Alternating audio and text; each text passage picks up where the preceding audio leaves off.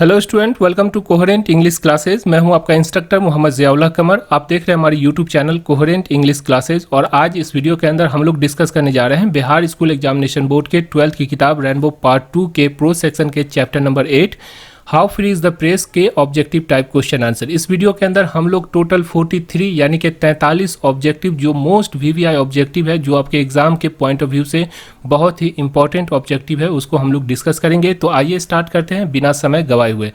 देखिए आपके स्क्रीन पर पहला ऑब्जेक्टिव है व्हेन खाली स्थान कम फुल फ्रीडम इज रिस्टोर्टेड। जब पीस आती है तो सही आंसर आपका क्या है? पीस। यानी कि देखिए कभी जब दो देशों के बीच में लड़ाई होती है तो क्या होता है, तो दोनों देशों में क्या होता है कि दोनों देशों के अंदर जो है आपातकालीन स्थिति पैदा हो जाती है। और आपातकालीन स्थिति पैदा होने की वजह से सरकार को क्या करना पड़ता है कि उसमें आपातकाल लगा देना पड़ता है। आपातकाल में क्या होता है कि आपकी जो अधिकार होती है, मौलिक अधिकार होता है, उस अधिकार को छीन लिया जाता है जब तक लड़ाई ख़त्म नहीं होती। जैसे ही पीस आ जाती है यानी कि शांति होती है तो आपकी जो फ्रीडम है, आपकी जो आज़ादी है, उसको रिस्टोर कर दिया जाता है। रिस्टोर का मतलब क्या होता है? फिर से बहाल कर देना। यानी कि आपकी जो आज़ादी है उसको फिर से जो जैसे छीना गया था फिर से आपको जो है बहाल कर दिया जाता है। Objective number 2, the author of the book from a Cornish window. From a Cornish window के जो ऑथर हैं, जो लेखक हैं, वो कौन है? डोरोथी एल सेल या किलर कॉच? तो सही आंसर है किलर कॉच। किलर कॉच जो है उनकी किताब है फ्रॉम अ कॉर्निश विंडो। ठीक है, आगे चलते हैं। What is century festival? Century festival क्या है? तो ये जो है अ फेस्टिवल ऑफ प्ले। ये एक फेस्टिवल ऑफ प्ले का मतलब हो गया एक फेस्टिवल है, एक उत्सव है जिसके अंदर प्ले यानी कि नाटक जो होता है, उस नाटक को वहाँ पे दिखाया जाता है। Objective number 4, a daily paper which goes everywhere has most influence. The daily cheap, जो सस्ता न्यूज़पेपर होता है जो कि आपको 3 रुपये में, 4 रुपये में या 5 रुपये में मिल जाता है, वो पेपर जो हर जगह मौजूद होता है, जैसे दैनिक जागरण हो गया, हिंदुस्तान हो गया, तो ये ऐसा जो पेपर होता है उसका जो प्रभाव होता है बहुत अधिक होता है समाज के अंदर। क्यों? देखिए अब बताते हैं। जो चीप पेपर है, जो पेपर आपको मिलता है, वो पेपर का कॉस्ट कितना होगा मालूम है आपको? एक पेपर का यानी एक पन्ने के छापने का जो कॉस्ट होता है 2.5 रुपया होता है। और न्यूज़पेपर में 18 पन्ना होता है। टोटल जो 18 पन्ना या 27 पन्ना होता है। ये बताइए कि 2 रुपये के हिसाब से भी अगर 27 पन्ने को जोड़िएगा तो 54 रुपये की जो न्यूज़पेपर होती है, यानी छापने का जो कॉस्ट होता है 54 रुपये। लेकिन वो न्यूज़पेपर आपको 3.5 रुपये में मिल जा रहा है, या 4 रुपये में मिल रहा है, या 5 रुपये में। कैसे मिल रहा है? ये असल में होता है क्या है, जो न्यूज़पेपर के अंदर जो एडवर्टीजमेंट दी जाती है, जो विज्ञापन दिया जाता है, वो विज्ञापन का कॉस्ट इतना होता है कि न्यूज़पेपर जो है वो आपको 3 रुपये 4 रुपये में बेच देता है और विज्ञापन से वो पैसा कमाता है। तो इससे क्या होता है? इससे ये होता है कि न्यूज़पेपर वाले जो होते हैं, जो न्यूज़पेपर में विज्ञापन देते हैं, तो विज्ञापन दाता के अनुसार न्यूज़पेपर को न्यूज़ छापना होता है। जो फ़ायदा पहुंचाए विज्ञापन वाले के लिए, जो विज्ञापन दे रहा है उसको अगर फ़ायदे की है न्यूज़ तो उसमें छापा जाता है, अगर फ़ायदे की नहीं होती है तो उसको जो है हटा दिया जाता है। आगे चलते हैं। Objective number 5, when we speak of freedom of the press we usually mean freedom in very technical and restricted sense. यानी जब हम फ्रीडम की बात करते हैं, फ्रीडम ऑफ प्रेस की बात करते हैं, तो बहुत ही हम छोटे स्तर पे सोचते हैं। Objective number 6, cloud of the witness. ये जो किताब है क्लाउड ऑफ द विटनेस, इस किसका लिटरेरी वर्क है, किसकी साहित्यिक रचना है? तो ये जो है डोरोथी एल सेल की जो है साहित्यिक रचना है। Objective number 7, the press have power make और ब्रेक रेपुटेशन। प्रेस के पास पावर होता है कि वो आपकी जो रेपुटेशन है, आपकी जो इज्जत है, उसको बना भी सकता है और बिगाड़ भी सकता है। Objective number 8, how free is the press has been written by. How free is the press जो है रिटेन यानी किसने लिखा है? तो आपको मालूम है डोरोथी एल सेयर ने लिखा है। Objective number 9, Sayer was ... women to graduate from university. देखिए फर्स्ट वीमेन यानी कि पहली महिला थी जिन्होंने ऑक्सफोर्ड यूनिवर्सिटी से पहली महिला थी जिन्होंने पास किया, ग्रेजुएशन पास किया था। Objective number 10, gaudy night is a literary work of हुम। गॉडी नाइट की जो किताब है वो किसकी साहित्यिक रचना है? तो डोरोथी एल सेयर की। समझ में आ गया? आगे चलते हैं। Objective number 11, how free is the press is a type of story, speech, essay या ड्रामा। तो सही आंसर है एस्से। ये एक एस्से है, ये एक निबंध है किस पे? प्रेस पर, कि प्रेस किस हद तक आज़ाद है, इसके ऊपर जो है एक एस्से है डोरोथी एल सेयर का। Objective number 12, every lives in perpetual precarious balance. Every newspaper, every newspaper lives in perpetual precarious balance. ये जो हर न्यूज़पेपर जो होता है एक संदिग्ध जो है कर्जे में होता है, यानी न्यूज़पेपर क्योंकि सस्ते में छापता है तो आप देख ही सकते हैं कि 54 रुपये का जो न्यूज़पेपर होता है वो आपको 3.5 रुपये में दे रहा है। तो वो जो अपनी कर्जा को उतारने के लिए क्या करता है कि वो न्यूज़पेपर वाला जो विज्ञापन दाता होता है उससे पैसा कमाता है। तो विज्ञापन दाता जो होता है वो जैसा कहता है उसके हिसाब से न्यूज़ को छापता है। ठीक है, आगे चलते हैं। Objective number 13, the special accomplishment of corrupt media houses. जो करप्ट मीडिया हाउस होती है, जो घूसखोर मीडिया होती है, उसकी सबसे बड़ी जो है सफलता क्या होती है? अकम्पलिशमेंट का मतलब क्या होता है? सफलता।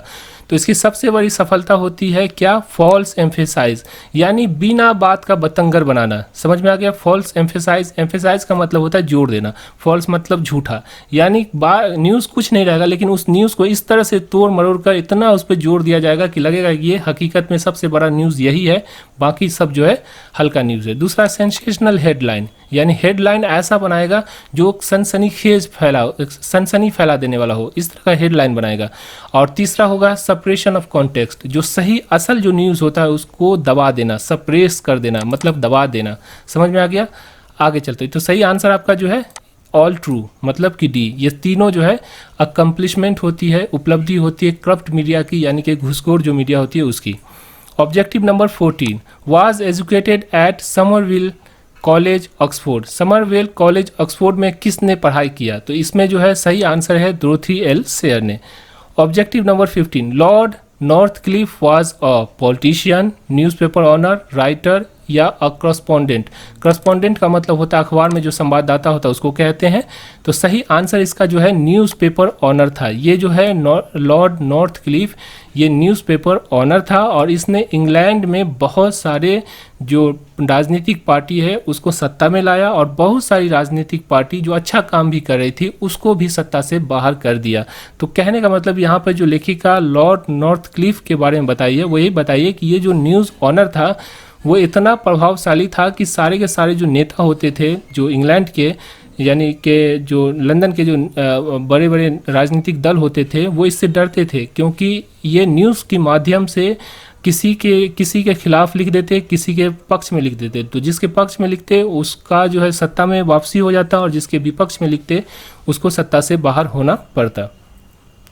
Objective number 16, during time all liberty have to be restricted. During the war के समय, यानी कि लड़ाई के समय जब दो देशों के बीच में लड़ाई होती है तो ऑल लिबर्टी का मतलब होता है स्वतंत्रता, तो सारी स्वतंत्रता जो है वो रिस्ट्रिक्ट कर दी जाती है, मतलब कि छीन ली जाती है। उसे जो है जितनी भी स्वतंत्रता होती है उसको बहाल नहीं किया जाता है, उसको रोक दिया जाता है।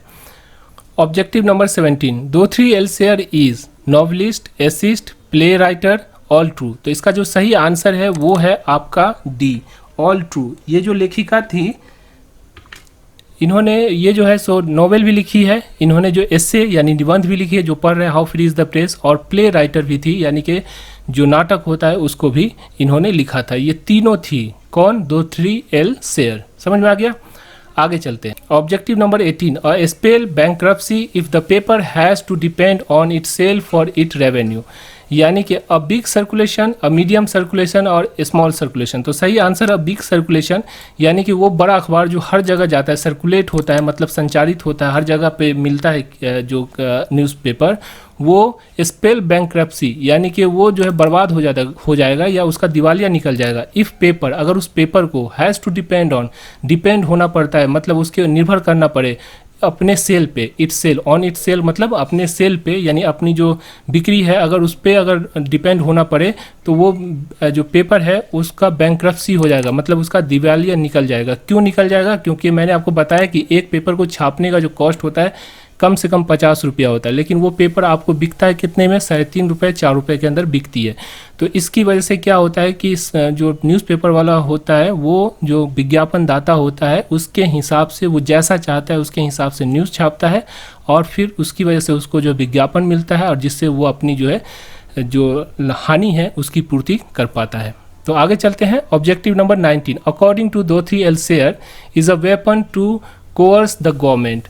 कौन ऐसा चीज़ है जो कि वेपन है? वेपन का मतलब हथियार है, सरकार को निकेल कसने का यानी सरकार को बस में रखने का, न्यूज़पेपर, टीवी, मैगजीन या प्रेस। तो सही आंसर है डी, प्रेस। प्रेस में सब आ जाता है, न्यूज़पेपर भी आ गया, टीवी भी आ गया, मैगजीन भी आ गया, सारा चीज़। तो प्रेस एक ऐसा जो है हथियार है जो कि सरकार को निकेल कसना यानी सरकार को बस में करना, सरकार को जो है सो कंट्रोल में रखने का एक बहुत बड़ा हथियार है। Objective number 20, the press in peaceful Britain, the press in peaceful Britain is pretty. Pretty का मतलब बहुत ही हद तक फ्री है, मतलब जो प्रेस है ब्रिटेन के अंदर वो बहुत हद तक फ्री है। Objective number 21, accurate reporting. Accurate reporting का मतलब क्या होता है, जो सही रिपोर्टिंग होता है उसको कहते हैं हैज़ गिवन प्लेस, उसका स्थान ले लिया है यानी उसका स्थान दे दिया गया है किसको, टू रिपोर्टिंग, उस रिपोर्टिंग को, which is a best slip shot. Best slip shot का मतलब होता है जो गपशप होता है उसको, यानी कि जो असल रिपोर्टिंग का जो जगह है वो गपशप वाली जो रिपोर्टिंग होती है उस रिपोर्टिंग को मिल गया है। क्यों? क्योंकि ये अज्यूम करता है, जो अखबार का जो ऑनर होता है वो अज्यूम ये करता है कि रीडर कैन, यानी रीडर जो है be made to believe anything, कि रीडर को कुछ भी जो है जो भी सौंप दिया जाए, जो भी दे दिया जाए वो खा लेगा, मतलब जो भी न्यूज़ चलाया जाए वो सारी न्यूज़ को रीडर पढ़ लेगा, इसीलिए ऐसा होता है। Objective number 22, sensation, headline, false emphasis and separation of the context are some of the way to क्या चीज़, डिस्टोर्ट द न्यूज़, यानी कि न्यूज़ को, जो असल न्यूज़ है उसको बर्बाद करना। डिस्टोर्ट का मतलब क्या होता है, बर्बाद करना, यानी जो असल न्यूज़ है उसको छुपाना। यहाँ बर्बाद करना नहीं, यहाँ पे मतलब हो गया छुपाना। तो असल न्यूज़ है उसको छुपाने के लिए क्या किया जाता है, सेंसेशन हेडलाइन का, सेंसेशनल हेडलाइन मतलब कि वो हेडलाइन जो सनसनी फैला दे उस तरह का हेडलाइन, फॉल्स एम्फेसिस यानी कि बिना बात का जो है किसी चीज़ पर जो है बहुत अधिक जोर देना, यानी बिना न्यूज़ को भी न्यूज़ बना देना, और suppression of the context, context का मतलब होता है जो न्यूज़ है उसको दबा देना, सप्रेस कर देना, दबा देना। ये सब जो है क्या है, किसी न्यूज़ को छुपाने का जो है कला है, एक हथियार है। Objective number 23, without a free press there can be no free people, यानी कि बिना फ्री प्रेस के फ्री पीपल नहीं हो सकते। मतलब कि अगर जिस देश की प्रेस आज़ाद नहीं होती है उस देश के जो लोग होते हैं वो भी आज़ाद नहीं होते हैं। Objective number 24, according to Dorothy L Sayers every lives in perpetual precarious balance. Every newspaper, सारे के सारे न्यूज़पेपर जो होता है वो संदिग्ध रूप से जो कर्जे में रहता है, जैसा कि हमने आपको बताया। Objective number 25, for a freedom of the press we usually mean freedom from direction और ऑफ द प्रेस, सेंसरशिप। तो सही आंसर है censorship. For the freedom of press, हम लोग ये मानते हैं कि जो फ्रीडम ऑफ प्रेस होता है वी यूजली मीन, हम लोग ये मान बैठते हैं कि freedom from the direction, direction मतलब सरकार की तरफ से जो डायरेक्शन आता है, दिशा निर्देश, उससे फ्री हो अगर, यानी सरकार अगर दिशा निर्देश न दे किसी न्यूज़पेपर को, या उस पर सेंसरशिप यानी उसमें काट छाट, सेंसर करना मतलब काट छाट करना, जो न्यूज़ है उसके अंदर से जो सरकार की इच्छा अनुसार जो काट छाट होता है उसको अगर नहीं किया जाए तो वो प्रेस जो होता है फ्री होता है। Objective number 26, freedom of press is restricted during क्या चीज़, वार के समय में जो फ्रीडम होता है प्रेस की, जो आज़ादी होती है प्रेस की, उसको जो है रिस्ट्रिक्ट कर दिया जाता है, उसको जो है छीन लिया जाता है। Objective number 27, a free and fair press is a true watch dog. Watch dog का मतलब होता है कि वॉच डॉग का मतलब होता है रखवाला। तो एक जो फ्री मतलब कि आज़ाद, हर चीज़ से कोई उस पर प्रेशर न हो किसी राजनीतिक पार्टी का या किसी संस्थान का, और फेयर जो हकीकत दिखलाने वाला जो प्रेस होता है वो क्या होता है, रखवाला होता है किस चीज़ का, डेमोक्रेसी यानी लोकतंत्र का। Objective number 28, full freedom is restored when it's come peace, यानी जब पीस आती है, जब शांति होती है तो जो फ्रीडम होता है मतलब जो आज़ादी होती है उसको रिस्टोर कर दिया जाता है, मतलब उसको जो है फिर से बहाल कर दिया जाता है। Objective number 29, the has largely given place to reporting which is the best slipshod and the worst टेंडेंशियस।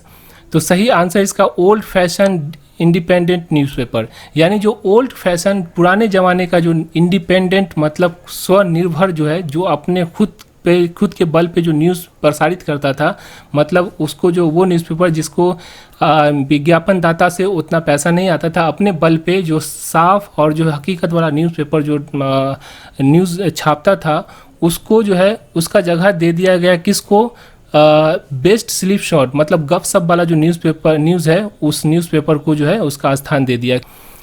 आगे चलते हैं objective number 30, who is the actual master of the state, यानी ये मास्टर जो होता है, जो रखवाला होता है या जो प्रधान होता है किसी स्टेट का, किसी राज्य का या किसी देश का, वो कौन होता है? गवर्नमेंट होता है, प्रेस होता है, कोर्ट होता है या पीपल ऑफ द स्टेट होता है? यानी उस देश का या उस राज्य के जो लोग होते हैं, जो नागरिक होते हैं, वो होते हैं। तो सही आंसर है पीपल ऑफ द स्टेट, यानी उस स्टेट के यानी उस देश के, राज्य के जो नागरिक होते हैं वो क्या होते हैं, वही जो है असल रखवाले होते हैं, वही जो है प्रधान होते हैं उस देश के डेमोक्रेसी के अंदर। Objective number 31, every newspaper is sequel to its own set of warlords, overlords, me lords या लैंड लॉर्ड्स। तो सही आंसर है ओवरलॉर्ड्स, यानी हर न्यूज़पेपर जो है अपने आका के बस में होता है, मतलब कि हर न्यूज़पेपर का एक जो होता है आका होता है, यानी जो पैसा खर्च करता है उस न्यूज़पेपर में एडवर्टीजमेंट देता है, वो जो है उसका स्वामी होता है, वो जैसा कहता है उसी के हिसाब से जो है न्यूज़पेपर जो है छापता है अपनी आर्टिकल को, अपनी न्यूज़ को। Objective number 32, unnatural death is a literary work of home, यानी अननेचुरल डेथ नाम की जो किताब है वो किसकी रचना है? तो इसका जो सही आंसर है वो है डोरोथी एल्सेयर। डोरोथी एल्सेयर ने इस किताब को लिखा था। Objective number 33, the is not master but the servant of the people, the press, the state, the news anchor, none of this. तो सही आंसर है द स्टेट, यानी जो सरकार होती है, स्टेट मतलब जो सरकार है, देश की जो सरकार है, वो मास्टर नहीं होती है, एक जो है गुलाम होती है, या फिर जो है एक जो है उस देश के वासी की जो है मतलब कि सर्वेंट होती है, नौकर होती है। वो सिर्फ जो है, यानी हम लोग ऐसा मान लेते हैं कि जो सरकार होता है वो हमारा मालिक है, हमारा दाता है, अन्नदाता है, हमको जो है उसकी बात माननी चाहिए, ऐसा नहीं होता है। डेमोक्रेसी के अंदर क्या होता है, डेमोक्रेसी के अंदर जो जनता होती है वो जो होती है उस राज्य की या उस देश की जो होती है, क्या होती है, मास्टर होती है, मतलब उस देश का जो प्रधान होता है वो जनता होता है, और जो उसका जो सरकार होता है वो एक सर्वेंट होता है, यानी एक नौकर होता है जो जनता के द्वारा चुन कर जो है पार्लियामेंट में भेजा गया है। Objective number 34, the date in the newspaper reported had to be change to highlight the fact, show the fact, to conceal the fact, none of this. तो सही आंसर है टू कंसील द फैक्ट। आपको मालूम है कि Dorothy एल्सेयर के घर में जो है कर्टेन ख़राब हो गया था, और उसका जो इल्ज़ाम जो है उसके नौकर पे लगा था। क्यों लगा था? क्योंकि न्यूज़पेपर वाला ये बताना चाह रहा था कि उसकी नौकर की वजह से जो है उसका जो कर्टेन है वो जो है ख़राब हो गया। तो ये ऐसा करने के लिए न्यूज़पेपर वाले ने क्या किया, उसने ये किया कि डेट जो है उसको चेंज कर दिया, और जो असल में जो डेट था उस डेट से जो है उसने आगे बढ़ा दिया डेट को। क्यों बढ़ाया? क्योंकि उसका न्यूज़ जो था वो पुराना हो गया था, तो उसको नए और फ्रेश रूप से छापने के लिए उसने डेट को चेंज कर दिया। तो ये डेट चेंज किया, क्यों किया? क्योंकि कंसील करना था फैक्ट को, जो हकीकत था उसको छुपाने के लिए जो ऐसा किया। कंसील माना छुपाना और फैक्ट माने हकीकत, तो हकीकत को छुपाने के लिए ऐसा किया गया था। Objective number 35, who among the following are not please with the present affair, कौन है इसमें से जो अभी की जो अफेयर है, अभी का जो हाल हो रहा है प्रेस का, ये जो काम कर रहा है प्रेस, उससे प्लीज़ नहीं है। प्लीज़ का मतलब जो खुश नहीं है। Responsible editor, decent journalist, both A and B are true, दोनों सही है। रिस्पॉन्सिबल एडिटर, एडिटर वो होता है जो न्यूज़, पूरी न्यूज़ की अखबार जो होती है, उस अखबार का जितना भी जो छपता है, जो भी न्यूज़ छपता है, उस सारी न्यूज़ को जो काट छाट करने वाला होता है वो एडिटर कहलाता है। और जर्नलिस्ट होता है वो व्यक्ति होता है जो न्यूज़ लेकर आता है, यानी कि जो फील्ड से न्यूज़ उठा कर लाता है, उसे जो संवाददाता कहते हैं, यानी कि उसे जर्नलिस्ट कहते हैं। तो ये दोनों जो है, जो रिस्पॉन्सिबल और डिसेंट जो होता है, डिसेंट का मतलब होता है जो सजग हो, जो कि मतलब झूठ और मतलब झूठ फतूर है, विश्वास नहीं करता हो, वो जर्नलिस्ट। और जो रिस्पॉन्सिबल, जो कि बहुत ही जिम्मेदार जो एडिटर होता है, वो इस तरह की जो अफेयर है, इस तरह के काम से खुश नहीं है, जो न्यूज़पेपर के अंदर आजकल होता है। Objective number 36, a cheap daily paper which goes everywhere has more influence, वो न्यूज़पेपर जो सस्ता होता है और हर जगह प्रसारित होता है, हर जगह मिलता है, उसका जो प्रभाव होता है बहुत अधिक होता है। Objective number 37, every is sequel to its own set of overlords, every newspaper press politician या प्रेस ऑनर। तो सही आंसर है न्यूज़पेपर। हर न्यूज़पेपर जो है उसके ऊपर एक आका बैठा होता है, वो जैसा कहता है उसके हिसाब से। आका का मतलब यहाँ पर हो गया जो विज्ञापन दाता होता है, जो विज्ञापन देता है न्यूज़ में, वो जैसा न्यूज़ कहता है वैसा ही न्यूज़ छापता है हर newspaper. Objective number 38, according to Dorothy L Sayers the press is free everywhere nowhere somewhere all true. तो सही है नोवेयर, हर जगह, कहीं, हर जगह जो है प्रेस आज़ाद नहीं है, प्रेस कहीं भी आज़ाद नहीं है। Objective number 39, who assume in this essay how free is the press that reader can be made to believe anything. यानी कि जो ये एसे है how free is the press, उसमें कौन मानता है कि रीडर को कुछ भी जो है मनाया जा सकता है, कुछ भी कह के रीडर मान जाएगा, जो भी कहेंगे हम मान जाएगा। हिटलर, ऑथर या Northcliffe, both A and C are true. तो सही आंसर जो है आपका वो डी है, ए। हिटलर और जो है जो नॉर्थ क्लिफ था, हिटलर जो था जर्मनी का था और जो नॉर्थ क्लिफ था वो इंग्लैंड का था। ये दोनों में जो है लेखिका कहती है दोनों बराबर है। दोनों ये मानते हैं कि जो जनता होती है उसे कुछ भी मनाया जा सकता है, यानी कुछ भी कह दिया जाए और जनता उसको मान लेगी। Objective number 40, the editorial policy of a popular daily is control by chief factor. Two chief factor, दो चीफ फैक्टर है, दो प्रमुख कारक है जिससे जो है किसी भी जो दैनिक अखबार होती है उसको कंट्रोल किया जाता है, उसको नियंत्रण में रखा जाता है। Objective number 41, occasionally may produce disasters hesitation and inconsistencies in public policy. तो सही answer freedom of press. Occasionally freedom of press may produce disasters hesitation and inconsistency in public policy. Objective number 42, censorship is impose during election political turmoil या फिर epidemic या emergency. तो सही answer emergency. Emergency यानी आपातकाल में जो है सेंसरशिप यानी कि न्यूज़पेपर अखबार पे जो है उसकी अखबार को बड़ी जो है सो निगरानी रखी जाती है। कब? इमरजेंसी के समय में, जब देश में आपातकाल आती है तब। Objective number 43, in how free is the press the author make a strong case against. यानी how free is the press जो आप पढ़े हैं, जो एसे, उसकी जो ऑथर हैं, जो लेखिका है, वो जो है स्ट्रॉन्ग केस बनाती है, मतलब अभियोग लगाती है, इल्ज़ाम लगाती है अगेंस्ट किसके? Misuse of freedom of political party, misuse of the freedom of free people, misuse of the freedom of the writer, misuse of the freedom of the press. तो सही आंसर है misuse of the freedom of the press. यानी कि freedom of the press जो है, यानी press की जो आज़ादी है, जो प्रेस को आज़ादी दी गई है लोकतंत्र के रखवाले के रूप में, उसका जो गलत इस्तेमाल जो करता है प्रेस, उसके ऊपर जो डोरथी एल्सेयर है, जो लेखिका है, उसने जो क्या किया, how free is the press के अंदर स्ट्रॉन्ग केस यानी उस पर इल्ज़ाम लगाई है। तो इस तरह से जो है आपका how free is the press का ऑब्जेक्टिव नंबर 1 से लेकर ऑब्जेक्टिव नंबर 43 तक है, एक एक करके देखा। आशा करता हूँ ये वीडियो आपको अच्छी लगी होगी। अगर ये वीडियो आपको अच्छी लगती है तो आप हमारी online classes coherent English classes को ज्वाइन कर सकते हैं। इसमें आपको 500 रुपया लगता है, वन टाइम पेमेंट होता है, यानी एक बार पेमेंट करना होता है, जिसमें 500 रुपया पेमेंट करना होता है और 532 पेज की आपको किताब मिल जाती है, 220 घंटे का वीडियो मिल जाता है और साथ में आपको जो है जो पोस्टेज चार्ज होता है वो भी इसी के अंदर इंक्लूड होता है। तो आशा करता हूँ ये वीडियो आपको अच्छी लगी होगी। Thank you so much for watching coherent English classes.